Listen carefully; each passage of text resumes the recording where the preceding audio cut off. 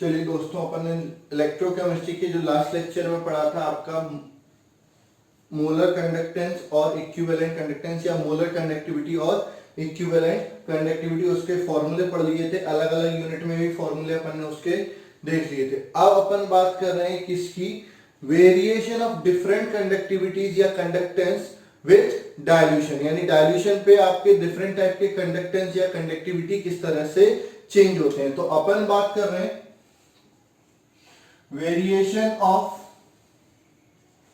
Conductance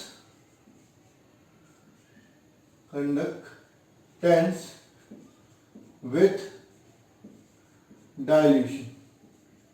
ठीक है, dilution के साथ आपका कंडक्टेंस किस तरह से चेंज होगा। अभी कंडक्टेंस की बात कर रहे हैं, यानी टोटल कंडक्टेंस की बात कर रहे हैं कि वो डायल्यूशन के साथ किस तरह से चेंज होगा। तो आप ये चीज याद रखेंगे कि डायल्यूशन करने पर, यानी आपका कंसंट्रेशन कम करने पे, पानी ज्यादा मिलाने पे जो आयंस होते हैं, जितने भी आयंस डिसोसिएट नहीं हुए होते हैं वो भी क्या हो जाते हैं, डिसोसिएट हो जाते हैं। तो टोटल नंबर ऑफ आयन क्या हो जाते हैं, बढ़ जाते हैं। तो on dilution the total number of ion increases, hence conductance also increases. तो आपको ये याद रखना है, ऑन डायल्यूशन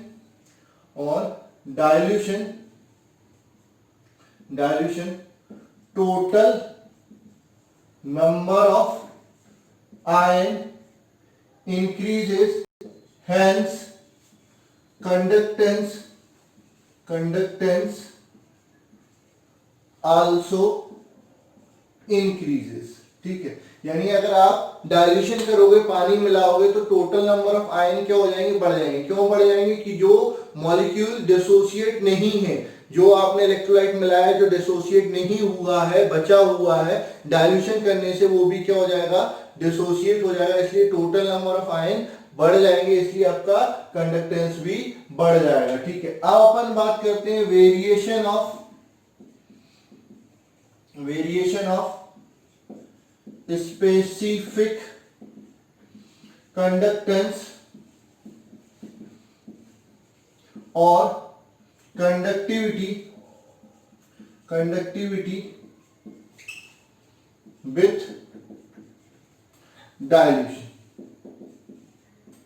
ठीक है, तो आपका क्या होता है कि आपका जो स्पेसिफिक कंडक्टेंस या कंडक्टिविटी होता है वो कंडक्टेंस पर यूनिट वॉल्यूम होता है। क्या होता है, कंडक्टेंस पर यूनिट वॉल्यूम। या अपन ने सिंपल सा बोला था कि the conductance of electrolyte having unit length and unit cross section area is known as specific conductance. उसी को अपन क्या बोलते हैं, कंडक्टिविटी। उसको पर यूनिट वॉल्यूम भी बोल सकते हैं। अब डायल्यूशन करने से नंबर ऑफ आयन तो बढ़ रहे हैं, तो कंडक्टेंस तो बढ़ रहा है, लेकिन डायल्यूशन करने से वॉल्यूम भी क्या हो रहा है, बढ़ रहा है। इसलिए आपका क्या होता है, number of ion per unit volume क्या हो जाता है, कम हो जाता है। ठीक है, तो डायल्यूशन करने से क्या हो रहा है, टोटल नंबर ऑफ आयन बढ़ रहे हैं, इसलिए कंडक्टेंस भी क्या हो रहा है, बढ़ रहा है। लेकिन डायल्यूशन करने से the number of ion per unit volume, यानी number of ion per unit volume को क्या हो रहे हैं, कम हो रहे हैं। क्यों कम हो रहे हैं, क्योंकि वॉल्यूम बढ़ रहा है। इसलिए आपका डायल्यूशन करने से स्पेसिफिक कंडक्टेंस क्या हो जाएगा, कम हो जाएगा। ठीक है, तो इसमें सिंपल सी बात याद रखना, ऑन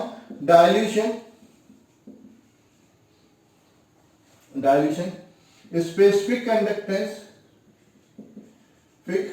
कंडक्टेंस और कंडक्टिविटी डिक्रीजेस। ठीक है, यानी आप डायल्यूशन करेंगे तो कंडक्टेंस या स्पेसिफिक कंडक्टेंस या कंडक्टिविटी क्या हो जाएगी, डिक्रीज हो जाएगी। क्यों डिक्रीज हो जाएगी, because number of ion per unit volume decrease हो जाएगा। ठीक है, टोटल नंबर ऑफ आयन बढ़ेगा, लेकिन number of ion per unit volume क्या हो जाएगा, डिक्रीज हो जाएगा। इसलिए डायल्यूशन से स्पेसिफिक कंडक्टेंस या कंडक्टिविटी भी कम हो जाती है। इसके बाद आपका आता है मोलर कंडक्टेंस या कंडक्टिविटी। तो आपका मोलर कंडक्टेंस या इक्विवेलेंट कंडक्टेंस लैम्डा एम या इक्विवेलेंट एम का फॉर्मूला क्या होता है, कप्पा इंटू 1000 अपॉन सी, या कप्पा इंटू 1000 अपॉन सी। तो यहां पर सी पर, यहां पर एम आएगा और यहां पर क्या आ जाएगा, एन आ जाएगा। ठीक है, अब डायल्यूशन किया तो कंसंट्रेशन क्या हो गया, कम हो गया, मोलारिटी और नॉर्मलिटी क्या हो जाएगी, कम हो जाएगी। जब मोलारिटी और नॉर्मलिटी कम हो रही है तो आपका इक्विवेलेंट कंडक्टेंस क्या हो जाएगा, बढ़ जाएगा, या मोलर कंडक्टेंस क्या हो जाएगा, बढ़ जाएगा। ठीक है, तो ये याद रखेंगे, ऑन डाइल्यूशन मोलर कंडक्टेंस और equivalent conductance decreases, sorry decreases नहीं, इंक्रीजेस। ठीक है, डाइल्यूशन पे आपका मोलर कंडक्टेंस और इक्विवेलेंट कंडक्टेंस क्या हो जाएगा, बढ़ जाएगा। क्यों, क्योंकि डाइल्यूशन करने पे कंसंट्रेशन कम हो रहा है, कंसंट्रेशन कम होने में कंसंट्रेशन के इनवर्सली प्रोपोर्शनल दिख रहा है, तो कंसंट्रेशन चेंज करने पे आपका मोलर कंडक्टेंस और इक्विवेलेंट कंडक्टेंस भी क्या हो जाता है, चेंज हो जाता है। अब किस रिलेशन से चेंज होता है वो मैं आपको ग्राफिकली शो कर रहा हूं। ठीक है, ध्यान देंगे। आपका मैं बात कर रहा हूं वेरिएशन ऑफ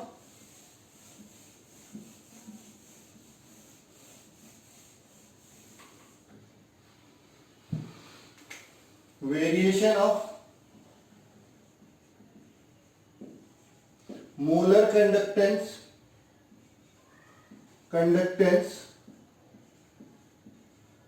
with concentration।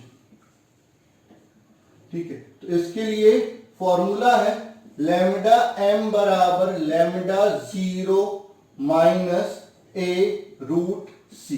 ठीक है, यहां पर लैम्डा एम मोलर कंडक्टेंस है एक पर्टिकुलर कंसंट्रेशन पे, लैम्डा 0 मोलर कंडक्टेंस है जीरो कंसंट्रेशन या इनफाइनाइट डाइल्यूशन। जीरो कंसंट्रेशन बोलो या इनफाइनाइट डाइल्यूशन, कई लोग इसी को यहां पर इनफाइनाइट भी बना देते हैं, तो भी मतलब वही है कि आपका इनफाइनाइट बना है तो इनफाइनाइट डाइल्यूशन, और जीरो बना है तो जीरो कंसंट्रेशन। तो चाहे जीरो कंसंट्रेशन या इनफाइनाइट डाइल्यूशन पे मोलर कंडक्टेंस हो गया। और ये जो होता है इसको लिमिटिंग मोलर कंडक्टेंस भी बोला जाता है। क्या बोला जाता है, लिमिटिंग मोलर कंडक्टेंस। ए क्या है आपका, कांस्टेंट है, न्यूमेरिकल कांस्टेंट, अलग अलग सॉल्यूशन के लिए इसकी वैल्यू अलग अलग होती है। सी क्या है आपका, कंसंट्रेशन। तो ये जो फॉर्मूला होता है फॉर स्ट्रॉन्ग इलेक्ट्रोलाइट के लिए होता है, मतलब ये जो फॉर्मूला वैलिड होता है स्ट्रॉन्ग इलेक्ट्रोलाइट के लिए वैलिड होता है। और इसमें भी थोड़ा सा वेरिएशन आपको एक्सपेरिमेंटली देखने को मिल जाता है। तो अगर मैं ग्राफ बनाता हूं किसके बीच में, आपका मोलर कंडक्टेंस और रूट सी के बीच में, तो आपका कुछ इस तरह से स्ट्रेट लाइन आएगी। किसके लिए, स्ट्रॉन्ग इलेक्ट्रोलाइट के लिए। यहां पर भी थोड़ा सा वेरिएशन देखने को मिल जाता है फॉर स्ट्रॉन्ग इलेक्ट्रोलाइट।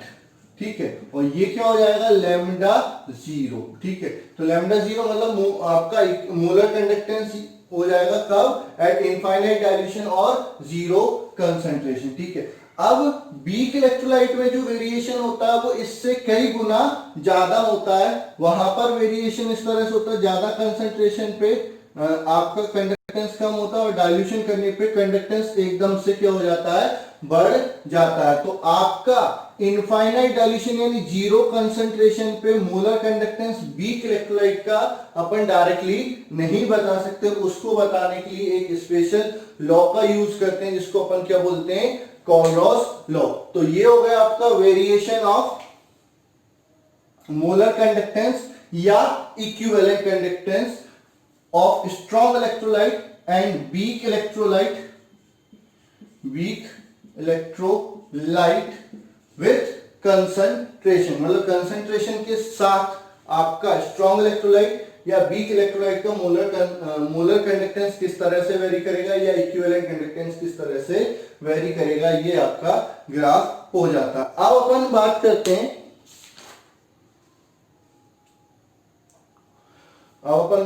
हैं कोलरॉस लॉ। ये इंपॉर्टेंट लॉ है आपका मोलर कंडक्टेंस और इक्विवेलेंट कंडक्टेंस के लिए, और बोर्ड के अकॉर्डिंग भी बहुत इंपॉर्टेंट है। ये most of the board examination में पूछा जाता है। ठीक है, तो कौन सा है,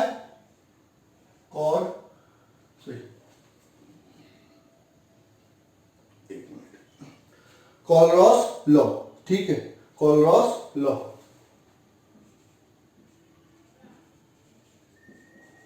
law, Kohlrausch law. Kohlrausch law क्या बोलता है? इसकी दो डेफिनेशन है, एक मोलर कंडक्टेंस के लिए है और एक आपका इक्विवेलेंट कंडक्टेंस के लिए। तो सबसे पहले अपन मोलर कंडक्टेंस के लिए बात कर लेते हैं। मोलर कंडक्टेंस के लिए आपका क्या बोलता है कॉलरॉस लॉ? अकॉर्डिंग टू, ये सब याद रखना, अकॉर्डिंग टू कॉलरॉस लॉ,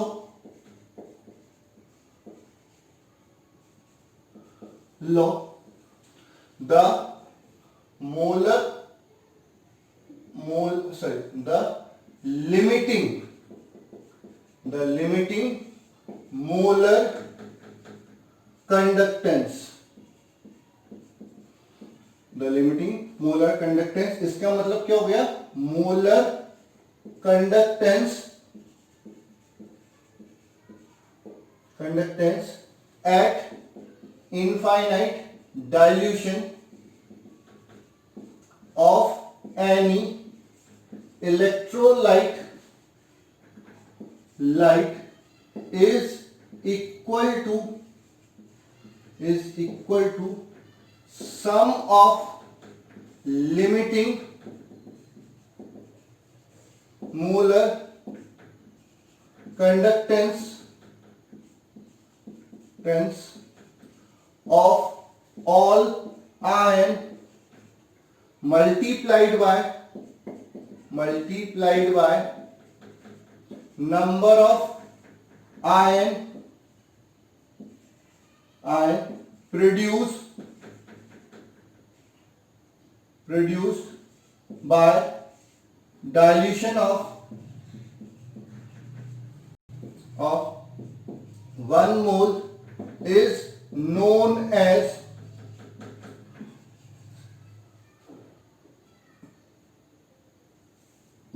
मोल। ठीक है, ये हो गया आपका कॉलरॉस लॉ। कॉलरॉस लॉ क्या बोलता है कि कोई सा भी इलेक्ट्रोलाइट है, उसका अगर इनफाइनाइट डाइल्यूशन पे या जीरो कंसंट्रेशन पे लिमिटिंग मोलर कंडक्टेंस आप निकालना चाहते हो, तो उसमें जितने भी आयन है, आपके दो टाइप के आयन होते हैं, कैटायन और एनायन, उनके लिमिटिंग मोलर कंडक्टेंस को क्या कर दो? ऐड कर दो। लेकिन कब? जब आप उसमें नंबर ऑफ आयन, मतलब जितने प्रोड्यूस होंगे एक मोल को डिसोसिएट करने पर, उनको मल्टीप्लाई करके फिर क्या कर दो? ऐड कर दो। तो आपको क्या मिल जाएगा? लिमिटिंग मोलर कंडक्टेंस मिल जाएगा पूरे इलेक्ट्रोलाइट का। मान के चलो ये आपका कंपाउंड है AXB1 इलेक्ट्रोलाइट है, ये डिसोसिएट होता है। ठीक है, किसमें? XaY plus ion plus YB X minus ion में डिसोसिएट होता है। ठीक है, तो मैं आपका निकाल रहा हूं लिमिटिंग इनफाइनाइट डाइल्यूशन या zero concentration, limiting molar conductance AXB का। ठीक है, तो ये किसके बराबर हो जाएगा? Limiting molar conductance of AY plus ion into X plus Y into lambda infinite BX minus ion. ठीक है, यानी जितने भी कैटायन है उनका लिमिटिंग मोलर कंडक्टेंस निकालो, एक मोल को डिसोसिएट करने पर जितने कैटायन और एनायन प्रोड्यूस हो रहे हैं उनसे मल्टीप्लाई करो और सम कर दो, तो ये होता है आपका limiting molar conductance of electrolyte हो जाता है। तो ये कॉलरॉस लॉ हो गया किसके टर्म में? मोलर कंडक्टेंस के टर्म में। ठीक है, इक्विवेलेंट कंडक्टेंस के टर्म में अगर बात करते हैं, ठीक है, और करके लिख लेते हैं, according to this law, the limiting molar conductance. तो लिमिटिंग मोलर कंडक्टेंस लिख दिया, तो इसका मतलब अपने आप में ये क्या हो गया? Molar conductance eight infinite dilution. Molar conductance की जगह पर आपको क्या चाहिए? इक्विवेलेंट कंडक्टेंस चाहिए। तो according to this law, the limiting equivalent conductance of any electrolyte is equal to sum of limiting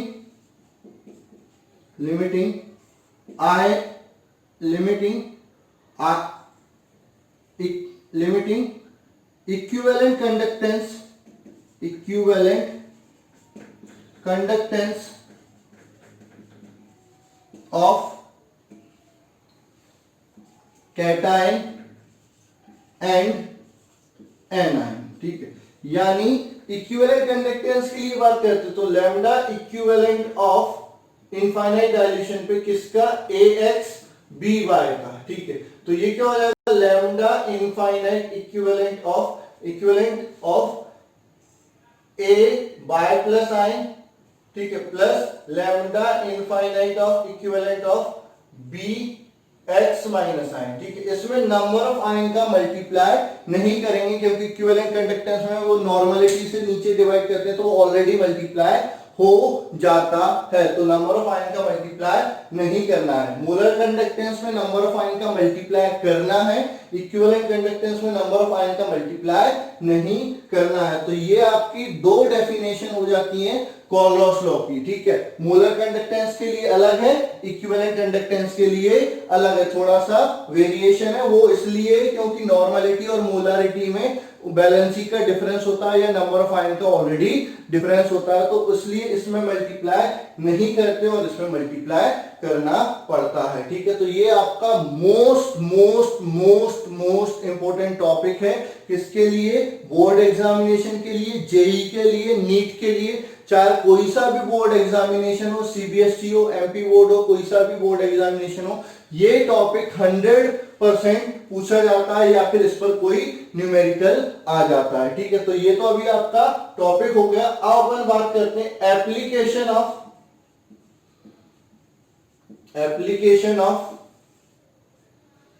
ठीक, application of Kohlrausch law, application of Kohlrausch law, ठीक है। अब मैंने आपको बताया था कि वीक इलेक्ट्रोलाइट का लिमिटिंग मोलर कंडक्टेंस हम इजीली नहीं निकाल पाते, स्ट्रॉन्ग इलेक्ट्रोलाइट का तो निकाल लेते हैं फॉर्मूला बेसिस पे, लेकिन वीक इलेक्ट्रोलाइट का अपन क्या कर सकते, लिमिटिंग मोलर कंडक्टेंस नहीं निकाल पाते। तो अपन वीक इलेक्ट्रोलाइट का लिमिटिंग मोलर कंडक्टेंस निकालने के लिए कॉलरॉस लॉ का यूज करते हैं। तो पहला एप्लीकेशन क्या होता है, to determine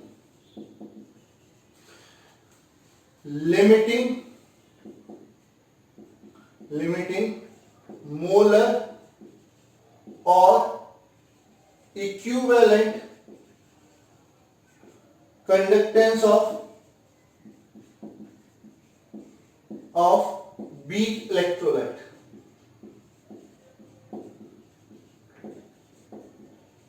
to determine limiting molar और equivalent conductance of weak electrolyte, ठीक है। क्या करते हैं, weak electrolyte का लिमिटिंग मोलर या इक्विवेलेंट कंडक्टेंस अगर निकालना है तो हम ऐसे स्ट्रॉन्ग इलेक्ट्रोलाइट लेते हैं जिनमें वो आयन प्रेजेंट हो, जिनकी हेल्प से आपको क्या करना है, जो वीक इलेक्ट्रोलाइट के मोलर कंडक्टेंस निकालना है, या वीक इलेक्ट्रोलाइट में जो आयन प्रेजेंट है वो उन स्ट्रॉन्ग इलेक्ट्रोलाइट में भी प्रेजेंट हो, तो उनको ऐड और सब्ट्रैक्ट करके अपन क्या कर देते हैं, वीक इलेक्ट्रोलाइट का लिमिटिंग मोलर कंडक्टेंस निकाल लेते हैं। फॉर एग्जांपल जैसे मान के चलो मेरे को निकालना है लैम्डा इनफाइनाइट और एम ऑफ CH3COOH, ये वीक एसिडिक एसिड है, इसका लिमिटिंग मोलर कंडक्टेंस निकालना है, ये हमको नहीं पता। तो आपको पता है ये किसके बराबर होगा, इसमें दो आयन होंगे, एक कैटायन और एक एनायन, ठीक है। कौन कौन से होंगे, एक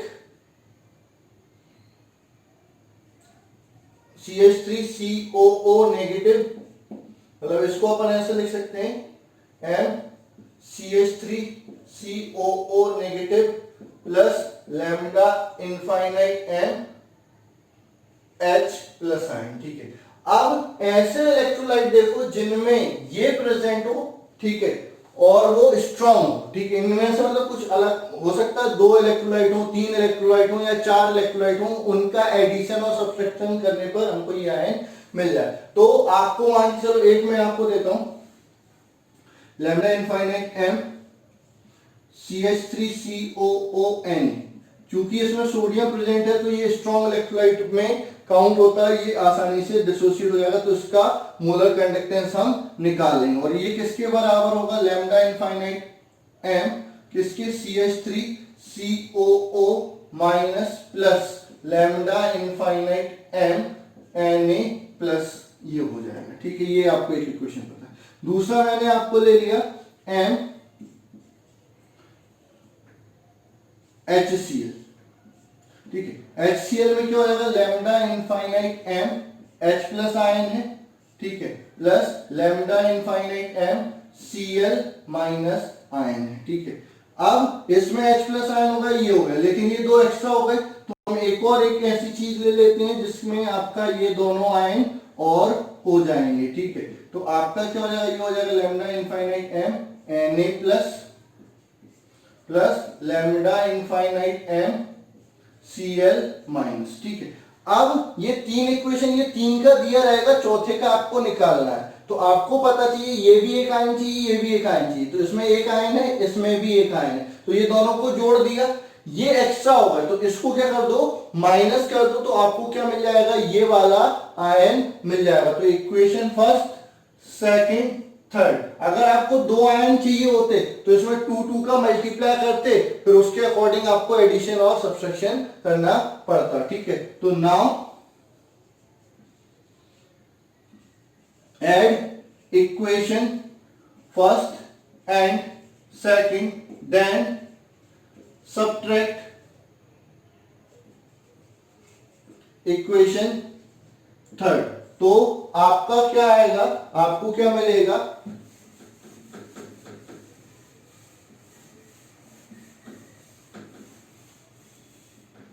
आपको क्या मिल जाएगा, आपको सिंपल सा ये चीज मिलेगा, lambda infinite m CH3COO Na plus lambda infinite m HCl minus lambda infinite m NaCl बराबर में क्या हो जाएगा, lambda infinite m CH3COO minus plus lambda infinite m H plus. ठीक है, इसको अपन बोल सकते हैं लैम्डा इनफाइनाइट एम CH3COOH बराबर क्या हो जाएगा, lambda infinite m CH3COO Na plus lambda infinite m HCl minus lambda infinite m NaCl। तो इस तरह से अपन 2 या 3 इक्वेशन को कंबाइन करके किसी भी इलेक्ट्रोलाइट का क्या निकाल सकते हैं, लिमिटिंग मोलर कंडक्टेंस या लिमिटिंग इक्विवेलेंट कंडक्टेंस निकाल सकते हैं। ये फर्स्ट लॉ है, इस पर न्यूमेरिकल आता ही आता है। ठीक है, ये चीज आपका फर्स्ट हो गया। ठीक है, फर्स्ट एप्लीकेशन हो गया। Second application, in determination of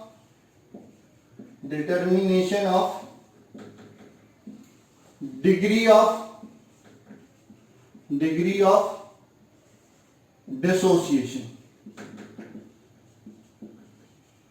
in determination of degree of dissociation। ठीक है, आपको क्या निकालना है, डिग्री ऑफ डिसोसिएशन निकालना है। ठीक है, तो आपको पहले पता होना चाहिए कि डिग्री ऑफ डिसोसिएशन क्या होता है। ठीक है, तो the ratio of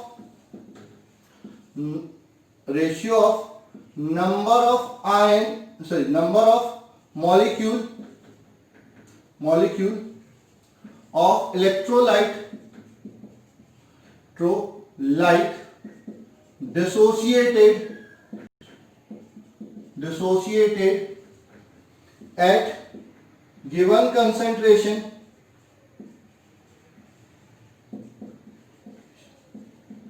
with respect to total number of molecule dissolved।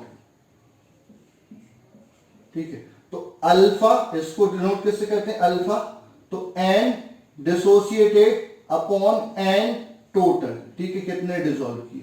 अब आपका क्या होता है, जो एक पर्टिकुलर कंसंट्रेशन पे जो मोलर कंडक्टेंस होगा वो डिसोसिएटेड मॉलिक्यूल के डायरेक्टली प्रोपोर्शनल होगा, और इनफाइनाइट डाइल्यूशन पे जो मोलर कंडक्टेंस होगा वो टोटल नंबर ऑफ मॉलिक्यूल के प्रोपोर्शनल होगा। क्यों? क्योंकि इनफाइनाइट डाइल्यूशन पे हम ये कंसीडर करते हैं कि सारे के सारे मॉलिक्यूल क्या हो गए, आयनाइज हो गए। तो इनफाइनाइट डाइल्यूशन पे जो मोलर कंडक्टेंस होगा वो टोटल नंबर ऑफ मॉलिक्यूल के डायरेक्टली प्रोपोर्शनल होगा, और एक पर्टिकुलर कंसंट्रेशन पे जो मोलर कंडक्टेंस होगा वो उस कंसंट्रेशन पर डिसोशिएट मॉलिक्यूल के डायरेक्टली प्रोपोर्शनल होगा। तो ये एनडी जो होगा, वेयर एनडी प्रोपोर्शनल टू क्या हो जाएगा, लैम्डा एम, और एन टोटल जो होगा वो प्रोपोर्शनल हो जाएगा लैम्डा इनफाइनाइट एम के।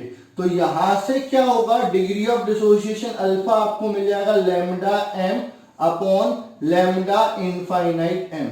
लैम्डा इनफाइनाइट एम अपन किससे निकाल लेंगे, कोलरॉस लॉ से निकाल लेंगे, और लैम्डा एम आपको क्या किया जाएगा, दिया जाएगा। तो आपका डिग्री ऑफ डिसोसिएशन का एक नया फॉर्मूला आपके सामने आया है, क्या कि ये आपका आया है molar conductance at given concentration upon limiting molar conductance. ये आपको क्या देता है, डिग्री ऑफ डिसोसिएशन दे देता है। ठीक है, इसके बाद अगला जो एप्लीकेशन है इस पर न्यूमेरिकल आता है।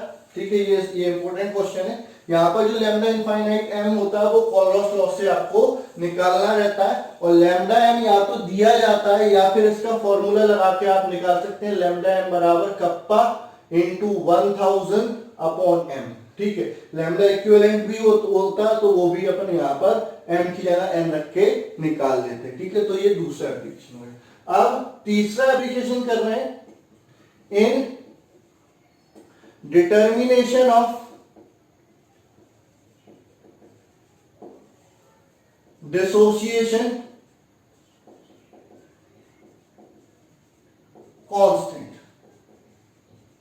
ठीक है, डिसोसिएशन कांस्टेंट डिटरमाइन करने के लिए भी अपन इसका यूज कर सकते हैं। डिसोसिएशन कांस्टेंट आपने 11th क्लास में चैप्टर पढ़ा था इक्विलिब्रियम, आयनिक इक्विलिब्रियम। तो वहां पर आपका था, मान के चलो ये एक इलेक्ट्रोलाइट ले लिया ए बी, ये डिसोसिएट हो रहा है आपका दो चीजों में, ए प्लस आयन और बी माइनस आयन में। ठीक है, तो आपका जो डिसोसिएशन कांस्टेंट था वो क्या था, मान के चलो इसका कंसंट्रेशन इनिशियली क्या लिया, सी, ये क्या हो गया 0 0। अगर आपका डिग्री ऑफ डिसोसिएशन क्या है, अल्फा, तो ये क्या हो जाएगा सी माइनस सी अल्फा, ये आपका क्या हो जाएगा सी अल्फा और सी अल्फा।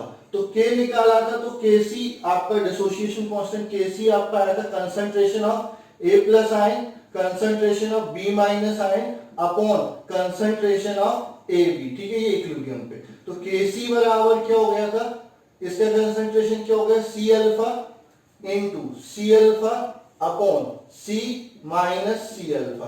तो के सी बराबर क्या हो जाएगा, C square alpha square upon C 1 minus alpha, C से सी कैंसिल, तो के सी बराबर C alpha square upon 1 minus alpha. यहां पर अल्फा ऑलरेडी आप निकाल चुके हो, किसकी हेल्प से, कोलरॉस लॉ की हेल्प से। तो अल्फा बराबर lambda m upon lambda infinite m. अगर आपको कंसंट्रेशन पता है तो आप क्या निकाल सकते हो, dissociation constant, degree of dissociation निकाल लिया, उसके बाद डिसोसिएशन कांस्टेंट भी आप निकाल सकते हैं। ठीक है, ये आपका थर्ड एप्लीकेशन हो गया किसका, कोलरॉस लॉ।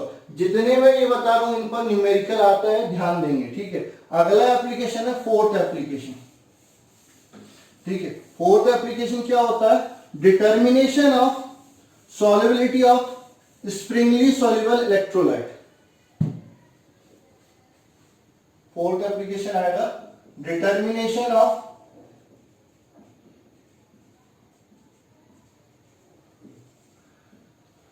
solubility of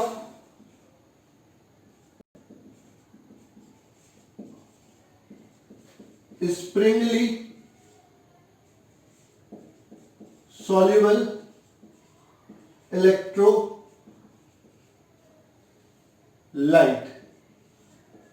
ठीक है, तो स्प्रिंगली सॉल्युबल जो बहुत मुश्किल से पानी में क्या होता है, डिसॉल्व होता है। तो जितना भी वो डिसॉल्व होता है वो इनफाइनाइट कंसंट्रेशन, इनफाइनाइट डाइल्यूशन पे ही वो उतना डिसॉल्व हो पाएगा। मतलब उसका जो जितना सॉल्युबिलिटी है वही आप, मतलब जो कंसंट्रेशन होगा इनफाइनाइट डाइल्यूशन पे, वही उसकी क्या हो जाती है, सॉल्युबिलिटी हो जाती है। ठीक है, तो अपन जानते हैं लैम्डा एम बराबर kappa into 1000 by C.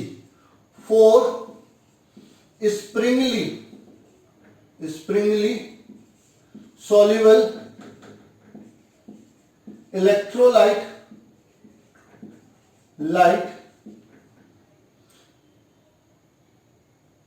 C बराबर S,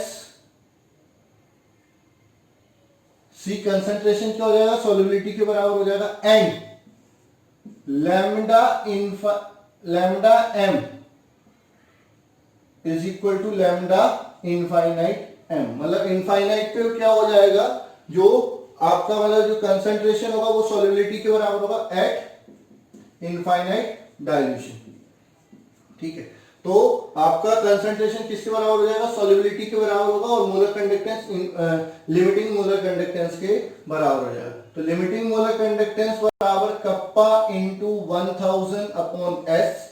तो एस बराबर क्या हो जाएगा, kappa into 1000 upon lambda infinite M. और ये जो लैम्डा इनफाइनाइट एम है वो आप किससे निकालेंगे, कोलरॉस लॉ से निकालेंगे। तो ये आपकी क्या निकल जाती है, सॉल्युबिलिटी निकल जाती है किसकी, आपका स्प्रिंगली सॉल्युबल इलेक्ट्रोलाइट की। इस पर भी आपकी न्यूमेरिकल आते हैं, इस पर भी आपके न्यूमेरिकल आते हैं, इस पर भी न्यूमेरिकल आते हैं, और फर्स्ट वाला जो एप्लीकेशन है उस पर भी आपके न्यूमेरिकल आते हैं। और एमपी बोर्ड में ये 5 नंबर का डायरेक्ट क्वेश्चन आता है कि right कोलरॉस law and its application. कोलरॉस law लिखिए और उसके एप्लीकेशन लिखिए। तो ये पूरा आपको यहां तक लिखना पड़ेगा। एक 5th एप्लीकेशन भी होता है, ठीक है, उसको मैं डायरेक्ट ही लिख रहा हूं, इन डिटर्मिनेशन ऑफ